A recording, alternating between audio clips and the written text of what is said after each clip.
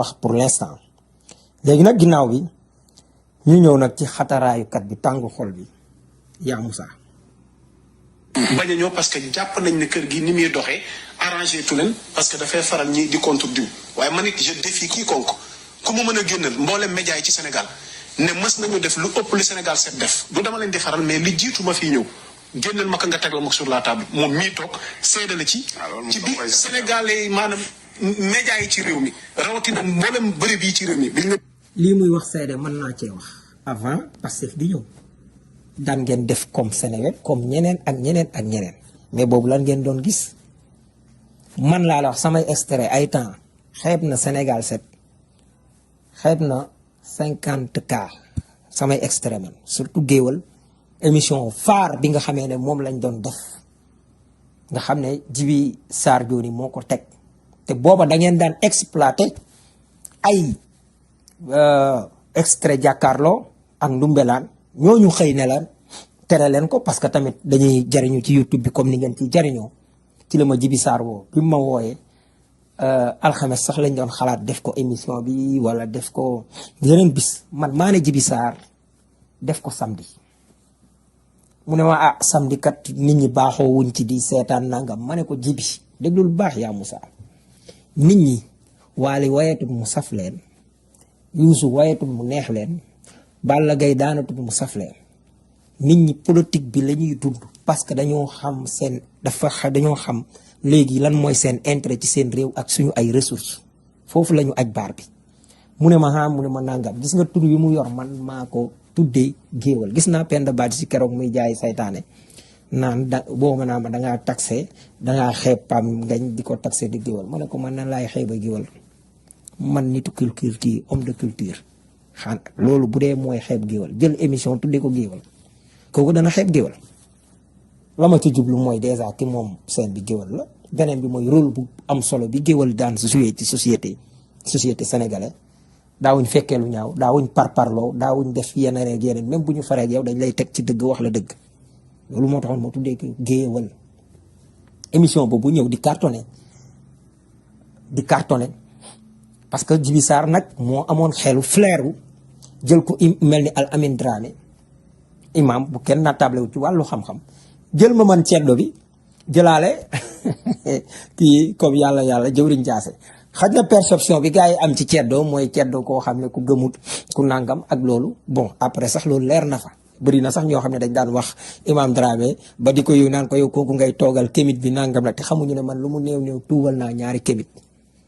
bon loolu waxtaan wu am solo dañ daan jël di woo ci ay nit ñu nekk ci opposition bi ak feneen ak feneen ñu daje jàkkaarloo émission bi di neex lool di leen xëyee di defi tappale commencé jënd dossier loolu mooy dëgg dossier Farba Ngom bii bi mu jógee ca ngeen gën a weere ma wax leen ko fii nag ci dossier boobu ci ngeen gën a weere ci ngeen waral seen parparloo ba mu yegg sa waay buy def ay nangam balaa tijji émission sax émission bu affaire boobu yàq kii bi dañ waxante dëgg li fi ne nul ne peut se prévaloir de sa propre turpitude noonu ngeen def ba ni ñu demee après législative yi ngeen commencé di defi tappale ñu xëy man ndeke ñu ma doon poussé à la sortie te xaw ma ko yoreel ma sama 2 mois jàpp 3 ma jël ñeneen di leen fay lu ëpp te biñ paree élection man avant présidentielle dama ne woon bu ma kenn fay parce que lii ak lii laay def ñu xëy madame Ndiaye naan chroniqueur Pastef fii naan nangam gis nga nangam faaw ñu wàññi nangam ngeen xëy ne da ngeen di wàññi Ousmane Touré woo ma man ne nangam di jooytu ma ne ko noo defee baax na mu ne ma ñaari weer yi nga kii ma ne ko noo fayee baax na mu fay ma xoolal li mu ma doon fay mu dindi kaar bi mais xanaa kon nga fay ma sama ñaari weer yi bi ma ko waxee benn weer bala ma fay amul problème may ñëw bis nag ñëw ñu commencé woo Amady Diouf mooy xaw ma amul nëbbu xaw ma tappalekat boobu ak Basir Fafana nekk man ñu ngi may poussé à la fin ma ñëw benn jour mooy junior ki nekk Sen TV Kër Dof yi ma ñëw mu ne ma non parce que programmé wuñ la nangam ma ne ko non ma ne ko man xaw ma la daaw ma la fi gis te dama daan def te nii laay defee émission muy taxaw commencé di xiiru fa mu nekk ne du ma toog yaa Moussa mi wax ma ne ko bàyyi ko mu ñëw ak ponkolaayam bu ñëwee ma koy ñuus maa ko wax. madame Ndiaye woo ma commencé lay naan déggante wuñ woon ma ne ko nag y aura des conséquences maa ko wax lii maa tey na ma jógee noonu ci samedi ba dem Feeling Dakar fekk ñoom Cheikh Omar Talla ñuy def seen émission nangam ma ñëw parce que mera ma jàpp ma yegg si ñun suñu émission ba dara laal ay 3000 4000 5000 jëm kaw dañ ci mujjoon boole Moustapha Mbaye émission boobu ngeen commencé yàq ba créé woon dimanche bi di ci dalal daanaka di gën a sax favoriser dimanche bi gis nañ niñ daan defee yooyu yëpp ndekete poussé ma à la sortie la ba samedi soir bi T3B ci lu ko jël di ko defar muy daggate bu baax xam ngeen bisu samedi boobu ba ma ñëwee Feeling Dakar maa ngi fa fekk audience bu kii ba nekk ay 600 nangam daal ay 700 ma bàbbi ko fa ma nekk ñëw Cheikh Omar Talla gars yi introduire ma yaa Moussa toog te digg télé ba nag naan waa Sada am empêchement loolu nag fen la tudd yaa Moussa ma daal ne leen day fen fekk am na ñu ma topp Feeling Dakar ma ne leen day fen lii xew nit ña bàbbi ko 2000 et quelque ya ngeen amoon 2500 nangam ya ngeen amoon wàcc Feeling Dakar ñëw yéeg laal 3000 voilà c'est ça l'histoire bu leen fi victimiser wu yéen a xëy di xeex Pastef man maa toog bi fi maya ba ñëwee ngeen def loola andi fa ay nit ñuy wax Pastef loo xam ne nangam ak nangam di falsifier di def yi fi tappale maa ko wax tonton maya bi maa ko wax sëñ Modou ma astu te samay pexe nii buy jooy du yàgg dara incha allah mbàkke bàlla patriote bi dañ laa bëgg waaw ñu ànd ak loolu dem daagu fañ la nobe comme da ngeen di tappale leen amut problème mais bu leen ko giiñ leneen ak leneen di xiiru te dama jàpp ne su fekkoon ne li nga doon woote dëgg la ci yow doo xolu bay wax. seeni buntu Ousmane Sonko sonn ne ci kat Sénégal 7 moo ubbi këram gi moom waxoo dëgg la ci ngir jàppale ko jàppalewul nag ngir bu ëllëgee bëgg am dara déedéet dafa am loo xamante ne mbokk yi dañuy waxante dëgg teel a tax kenn du forcer nit ne kaay bëgg ma par force wala kaay ànd ak ma par force yéena moom seen connexion am ngeen seen droit seetaan média bu leen neex am ngeen droit tamit boycotté mais lépp na ngeen ko teg ci logique bi mooy tey ni ngeen bëgg a doxalee nii tamit mais ëllëg a ngi sunu kanam wax dëgg fa yàlla. sa waay ba ngeen koy def ëllëg ngi suñ kanam ëllëg daa ñëw suñ kanam daa teew ba pare wan la ne li nga doon def du dëgg. xaaral ma wax la li nga xam ne luy wane ne li nga def du dëgg dama lay wax ne la keroog sorti Ousmane Sonko bi télé yii la page bu nekk Sonko page am ci boppam dafa laal 825000 mooy 24 heures tey bokk gu ci woon. Walfadjri laal 600 loolu mooy démb noonu ci ay boole bëccëg bi ñu ko fa xoolee Walfu laal 600 et quelque